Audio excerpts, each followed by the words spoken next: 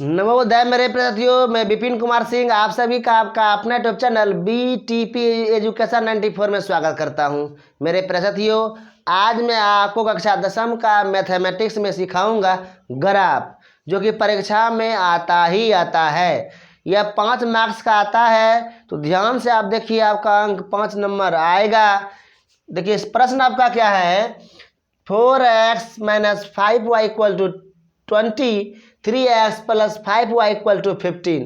तो सवाल कैसे परीक्षा में आएगा, आपको रहेगा 2 चर वाले रैखिक समीकरण युग्म के सवाल रहेंगे और बोला जाएगा आलेखीय विधि से हल करें, या बोला जाएगा ग्राफीय विधि से हल करें, या बोला जाएगा ज्यामितीय विधि से हल करें। तो आपकी ये 3 बात बोल सकता है, तो आपको क्या करना होगा, ग्राफ बना के x और y का मान फाइंड करना होगा। तो हम लोग कैसे बनाएंगे, तो ध्यान से आप देखिए, सारा जो जवाब आपके मन में है प्रश्न जो है वह स्वतः मिलते जाएगा। देखिए सॉल्यूशन लिखते हैं,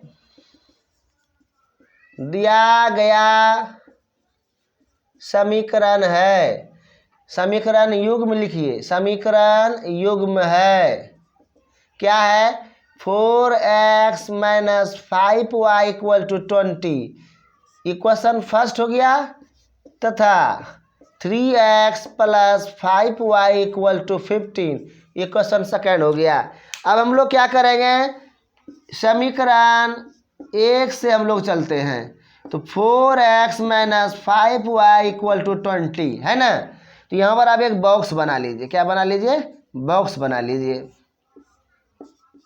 यहाँ x और यहाँ y लिखते हैं। अब देखिए तरीका क्या है, यहाँ पर कम से कम आप x y के 2 मान ज्ञात कीजिए। यदि आपका मन है, आपके पास समय है, तो 3-4 निकाल सकते हैं, लेकिन कम से कम आपको 2 मान ज्ञात करना है। तो मान ज्ञात करने के लिए तरीका मैं बता देता हूँ। देखिए यहाँ पर 4x - 5y = 20 है ना। देखिए लिखिए 4x - 5y = 20 है। तो यहाँ x = हम लोग क्या मान लेते हैं, 0। आपका मन है, जो भी मानना है आप मानिए, लेकिन अगर आप 0 मान के यहाँ पर बनाते हैं तो ग्राफ आसानी से आपका बन जाएगा, झंझट नहीं रहेगा। 0 मानिए। देखिए 4 × 0 - 5y = 20, 0 - 5y = 20। तो यहाँ पर देखिए -5y = 20 हो गया, तो y = हो गया 20 भगा -5, कटा दीजिए -4, यानी y = कितना हो गया, -4। जब आपने x बराबर 0 सोचा, x बराबर क्या सोचा, 0 सोचा, तो y का मान कितना आ गया आपका, -4 आ गया, -4 आ गया। ठीक है, फिर से समझिए। देखिए आप x का मान 0 अपने मन से रखे, ठीक है। 0 × 4 क्या, 0। फिर देखिए -5y बराबर 20 हुआ, फिर 5 × 20, यानी y का मान -4 आ गया। मिटा देता हूँ। अब क्या कीजिए, यहाँ पर y का मान एक बार 0 रखिए, देखिए क्या आता है, यानी 4x - 5 × 0 = 20, 4x - 0 = 20, 4x = 20, x = क्या हुआ, 20/4। 4 से डिवाइड करेंगे 20 को, तो 5 बार में खाएगा, यानी x बराबर कितना आएगा, 5 आएगा। तो यहाँ पर 5 आ गया। यहाँ मन से भी आप बना सकते हैं। मान लिया जाए x का मान 0 रखे तो क्या, यह गायब हो गया, -5y = 20 हुआ, और 5 × 20। अगर y का मान आप 0 रखिए तो y वाला टर्म क्या हो गया, पद खत्म हो गया, 4x = 20 हुआ, 4 × 5 = 20। ऐसे भी आप बना सकते हैं। यदि आपको लगता है कुछ गलती होने का चांस है, तो आप क्या करेंगे, पेंसिल से रफ कर लेंगे, ठीक है, उसके बाद बॉक्स में भरेंगे। अब समीकरण दूसरा निकालिए। तो समीकरण 2 से, समीकरण 2 आपका है 3x - 5y = 15। तो यहाँ x = हम लोग 0 मान लेते हैं, पहले मानते नहीं हैं, पहले आप क्या करें, एक बॉक्स बना लें। बना लिए बॉक्स, यहाँ पर आप x लिखिए, यहाँ पर y लिखिए। देखिए x बराबर 0 रखने पर हम लोग क्या कर रहे हैं, x बराबर 0 रख रहे हैं, तो 3 × 0 + 5y = 15। देखिए 0 की संख्या हम गुना करते हैं 0 होता ही है, आपको मालूम है। तो इसको 0 लिखिए प्लस 15 करते हैं, 5y = 15। तो 5y = 15 हुआ, 5 से डिवाइड करेंगे 15 को तो 3 बार में कटेगा, यानी y इक्वल टू कितना आ गया 3। समझिए, यह सिर्फ समझने के लिए आपको मैं बता रहा हूँ, ठीक है। तो x समान 0 तो y का मान कितना है 3, ऐसे भी समझिएगा। देखिए 3x plus 5y equal to 15 है ना, 3 यानी x का मान जब 0 आप रखे तो यह साफ हो गया, क्या हो गया साफ हो गया। 5y इक्वल टू 15 हुआ, 5 से हम इसमें डिवाइड करेंगे 3 बार में आएगा ना, यानी y का मान कितना आ जाएगा 3 आएगा, ठीक है। आगे समझिए, जैसे यहाँ मैं समझा देता हूँ। अगर मान लीजिए y का मान आप 0 रख लेते हैं, क्या रख लेते हैं 0 रखते हैं, तो ये 5y का टर्म खत्म हो गया, यानी 3x इक्वल टू 15 हुआ। 3 जब हम 15 में डिवाइड देंगे तो कितना बार में खाएगा 3 5 यानी 5 बार में कटेगा। मान करके देख लीजिए y बराबर 0 है ना, तो 3x प्लस 5 गुना 0 equal to 15, 3x plus 0 equal to 15, 3x equal to कितना हुआ 15, 3 से डिवाइड कीजिए 5 बार में कटेगा, यानी x इक्वल टू कितना है 5 है यार।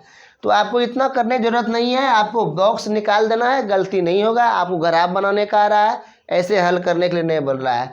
यह हल आप कक्षा नवम भी किए हैं। कक्षा नवम में जो चैप्टर आप पढ़े हैं 2 चर वाले रैखिक समीकरण पढ़े हैं ना, तो वहाँ पर आपको बताया गया है 2 हल निकालिए, 3 हल निकालिए, 4 हल ज्ञात कीजिए, ठीक है। तो उसी चीज़ को हम लोग यहाँ क्या करें ग्राफ में एक्सप्रेशन कर लेते हैं। तो अब मिलान की बात आ रहा है, देखिए मिलाइए, x बराबर 0 है, y का मान -4, तो x का मान 0 है तो किस अक्ष में होगा y डैश अक्ष में होगा, तो माइनस कितना है 4, तो -4 यहाँ पर आ गया, ठीक। अब देखिए y का मान 0 है, x का मान 5 है, तो 5 कहाँ है तो यहाँ पर है। तो आपको क्या करना है, इसे मिला लेना है, 5 से मिल गया।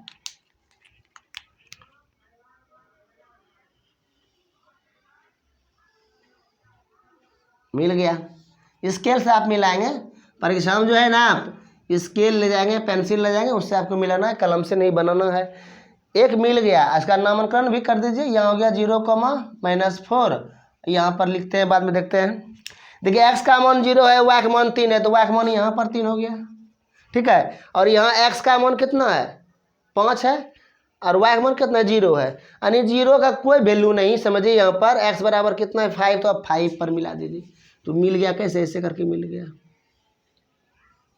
ये हो गया 5,0, ये पॉइंट है 0,3 का, ये L1 रेखा हो गया, ये L2 हो गया।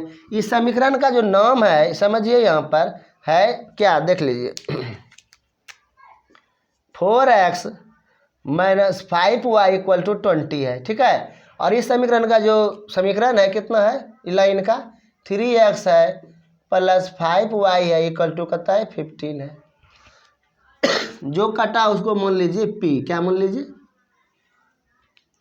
इसको बोल दीजिए p, यानी हो गया 5,0। देखिए जब 2 रेखाएं, ठीक है, जब 2 रेखाएं जब प्रतिच्छेद करती है तो उसका जो हल होता है अद्वितीय हल होता है। प्रतिच्छेद कहाँ किया 5,0 पर किया है ना, यहाँ पर किया, तो ये इसका प्रतिच्छेद बिंदु हुआ। लिखते हैं यहाँ पर, चूंकि L1 और L2 का उभयनिष्ठ बिंदु P है, ठीक है, इसलिए Px, y equal to P 5,0, इसलिए x बराबर 5 और y इक्वल टू 0 आंसर हो गया। यानी जो उभयनिष्ठ का बिंदु हुआ, जो कॉमन हुआ, वहाँ जो भी कोऑर्डिनेट आया वो x का मान हुआ और y का मान हुआ। एक बार फिर से समझिए, यहाँ पर करना क्या है, वह x का मान 0 रखे 4 5 20, अरे सॉरी 5 चौक 20 -4 हुआ, y का मान 0 रखे तो 4 5 20 हो गया। यहाँ पर देखिए x का मान 0 रखे तो 5 3 15 हो गया, फिर y का मान 0 रखे तो 3 5 15 हो गया। और यहाँ ग्राफ पेपर पर रख देना है। जैसे यहाँ ग्राफ पेपर आपको लगता हो कैसे बैठा देता है, मान कैसे सेट कर देता है, तो आप निर्देशांक ज्यामिति पढ़े जरूर होंगे, कक्षा 9 में भी है, कक्षा 10 में भी है, तो आगे पढ़िएगा इसमें भी जाके। तो 0 जो मान है ना, 0 का वैल्यू यहाँ पर नहीं रखिएगा, -4 को देख लेना, वहाँ पर दाग दे देना है। और जैसे यहाँ पर 5 है तो 5 पे दे दिए, तो लाइन खींच देंगे। जो आपका प्रतिच्छेद बिंदु होगा उसको आप क्या मान लीजिएगा, P मान लीजिएगा, उसका कोऑर्डिनेट लिख दीजिएगा।